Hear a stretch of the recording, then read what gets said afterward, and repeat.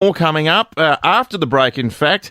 NRL physio from Twitter, Brian Senior is his name. He's going to join us to have a chat about not just rugby league injuries, but some other high-profile injuries in other sports. Stick around. If you've got Twitter, no question, you'll be following our next guest. Brian Senior is his name. He goes by the title of NRL physio on Twitter, and I guess it started out as a bit of a passion for him, but he's become an authority on sporting injuries, not just in rugby league, but across a number of sports. He's joining us on the show now. He's going to be one of our regulars too as we head towards the footy seasons to keep us updated with all the injuries and comings and goings at the various clubs. Good morning, Brian. Thanks for joining us. Morning, guys. Thanks for having me. I'm excited. So how did this kick off for you, your little foray into social media? It's caught on fire now. Yeah, mate. I'm shocked as to how big it's become. To be honest, I just started it off. Look, I'm a big sports fan. I love my sports, and came across Twitter and just sort of started the Twitter account as a bit of a hobby. I watch a lot of footy, especially NRL, so just called it NRL Physio because I'm a physio in real life, and away we went.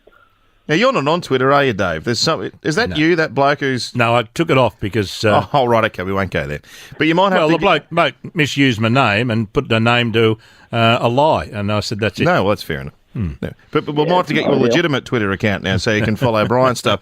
Now, before we talk about NRL injuries, the most obvious injury story around the country today is David Warner is going in for elbow surgery.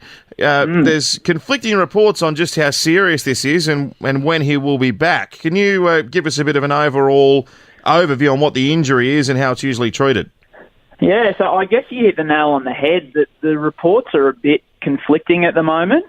Probably the best or the most descriptive one that I saw described it as an elbow clean-out, which is a pretty minor surgery. It's usually like a keyhole or arthroscopic surgery, so a couple of little incisions, nothing too major. And they're usually just to remove small fragments of bone and cartilage that have become loose in the joint over time. Sometimes they can release a bit of scar tissue when they're in there as well. But that, an injury like that causes irritation and pain and swelling, in around the elbow joint, but you can usually play through it a little bit, which is what Dave seemed to have done. He still was over there batting. I think was it in Pakistan or Bangladesh. Bangladesh, there you go. So if it's that and if that's confirmed, then it's nothing too major. So usually you're only in a sling for about a week and then graded rehab exercises over the next sort of 3 to 4 weeks and a return to full training in, about a month or so. So that gives him plenty of time sort of to recover for both the IPL and the World Cup, which is good news. Well, that's what his expectations are too. My mail, as I said yesterday, is that he is going to be ready to play come the end of March. Now, Steve Smith seems to be another kettle of fish.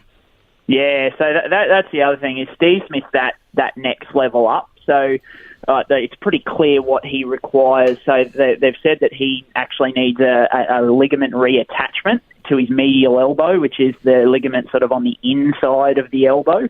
That's a bit more of an open surgery, so you require, a bit more tissue damage to actually open it up and do the reattachment. Apparently, he actually suffered the injury playing grade cricket in Sydney sort of before he went overseas, and often the initial management in those cases is to sort of be conservative with the rehab and let it heal, see if over time with exercise, you can regain that full function. But obviously it just hasn't worked out for Smith, and that's when you often start to look at things like surgery. So he's getting that ligament reattached, and then he'll be in a brace for 6 weeks, which is just to let that, reattachment sort of set in and heal, and then he'll start his rehab. And usually your return, look, for a throwing sport, it's obviously a little bit harder because he's got to be able to, throw the ball pretty hard when he's in the field and stuff like that. So usually it's still around that 2 to 3.5 month kind of range. With the World Cup still 4 months away, I think he should be pretty safe. Oh, well, he's not going to be able to get any game time under his belt before then. That's the big issue, isn't it? And that's the big issue, is that he'll be able to bat a lot sooner than he will be able to sort of field and throw and stuff like that, because batting, it doesn't require that same motion from the elbow that like throwing a ball, like trying to achieve a run out or something like that does require. Like if it happened to a baseball pitcher, like these kind of injuries that he's actually suffered are a lot more common in baseball pitchers, and look, they usually require an actual ligament reconstruction, so where they take a tendon or a ligament from somewhere else and actually reconstruct that ligament, and that can be sort of 6 to 12 months recovery for those guys, because that throwing motion just puts so much pressure on that medial side of the elbow. So he'll probably be able to get time in the nets fairly soon, but it'll just be the fielding and stuff like that he'll have to be careful of, until it's 110%. So they have to hide him in the field like Chris Lynn's hidden in the field. I was just about to say, that's a really good example, because they did exactly the same thing with Chris Lynn. That didn't work out too well for him, because he ended up actually dislocating his shoulder again. But I'd say that's what they'll do. And hasn't he learned to throw left-handed as well? So's George Bailey. Well, that's right, exactly. Well, just in terms of rugby league, which is where your specific area of expertise lies, I couldn't help but notice a stack of shoulder injuries towards the end of last season that have required surgery, and some big names as well. Milford, Widdop, Gillett, who's been out of the game for a long time, Rapiner, playing for New Zealand at the end of the season, Matt Moylan as well. Various severities, those injuries, but give us a general overview of that. And it just seems like there's a lot more shoulder injuries creeping into the game these days. Yeah, and I'd say shoulder reconstructions definitely seem to be the most common surgery that these NRL players go through in the off season, because they can even not have a specific injury towards the end of the season and be playing with an instability or playing with an injury or pain that they're like, okay, I'll just put it off till the end of the season, and then you've obviously got that 6 to 7 months to sort of do your rehab over the off season and recover in time for the next season. So all those players, varying severities. Milford suffered just a shoulder subluxation, so it was just a minor dislocation, whereas Widdop, I think it was almost sort of back-to-back games. He dislocated his shoulder, took 3 or 4 weeks out to try and strengthen it back up, and then re-dislocated it in the finals game. And then obviously Rapiner as well, playing for New Zealand, suffered that shoulder dislocation. And what happens there is when the shoulder dislocates, like obviously on the way out or sometimes on the way back in, you can suffer some damage to the actual cartilage that holds the shoulder in place, or even the ligaments surrounding the shoulder. So that just leaves the shoulder sometimes a bit more susceptible to re-dislocation down the track and further damage.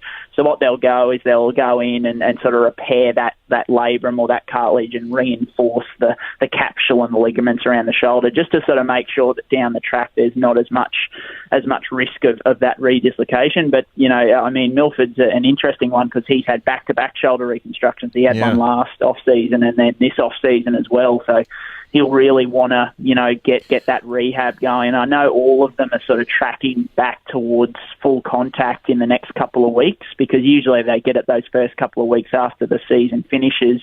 They get stuck into their rehab, get the strength going, the range of movement, and then they start with that contact sort of around this time to get a bit of a run into some pre-season games and stuff like that. Except for Rapiner, obviously he's a fair way behind in his recovery, so he's going to miss at least the first 12 weeks of the season, I believe. Yeah, it's interesting. That would mean that the Milfords really had no off-season, no weight training for 2 summers. Yeah, absolutely. Yeah, I'm going to be really interested to see how he goes this year, because, sort of back-to-back, rehab off-seasons. Obviously there were a fair few comments about his sort of fitness and stuff last year, so I wonder whether his cardio sort of struggled because he didn't have, the best off-season. So it'll be really interesting to see how he sort of starts the season, definitely fitness-wise anyway. Got a hunch he might be in a new position this year, but we'll talk about that at a different time. Let's talk about, lastly, knees. Now, the one that really struck my attention was Ryan Hall, the champion English winger, who's coming to the Roosters. His first foray into the NRL this year, and he's doing it on the back of an ACL injury. Is that a reconstruction? Yeah, so they actually have to reconstruct the ligament. So the ACL won't heal on its own. You've got other ligaments sort of outside the knee, like your MCL and your LCL. they will be able to heal themselves often. And look, there is some evidence that are coming in that some sportsmen are actually sort of foregoing an ACL reconstruction and trying to play without one. I mean, we only have to look at Peter Wallace. He that's right. Apparently survived for a couple of seasons without an ACL without even knowing, which is unheard of. So that was, that just personifies. He comes from Penrith, mate, so a bit like Matt Thompson, tough bloke. Oh, yeah. That's right. Don't compare me to Peter Wallace, trust me. Yeah. But yeah, so Hall had an ACL reconstruction where they actually take a tendon from elsewhere, either usually your quad or your hamstring, and they'll reconstruct that ligament.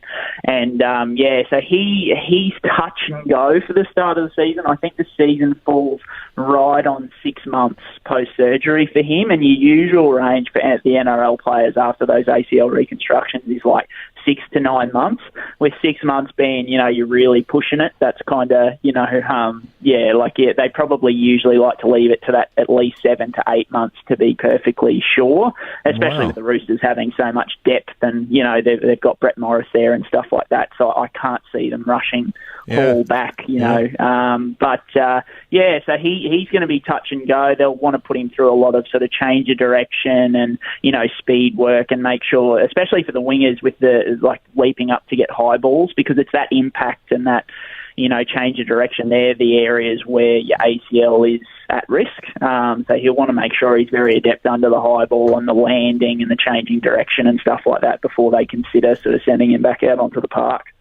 Fascinating stuff. Thanks for giving us some time today. Look forward to chatting regularly as we get closer to the footy seasons. We'll cover some AFL stuff as well and other associated injuries. But good to chat to you, Brian. Thanks for your time. No, thanks so much for having me on. Look forward to it. Great pleasure. Brian Senior, the NRL physio. You would have seen him on Twitter. I'm going to sign Davey up for a legitimate Twitter account just so you can follow Brian and be across what we're going to talk about each week, Dave. You can send me the details.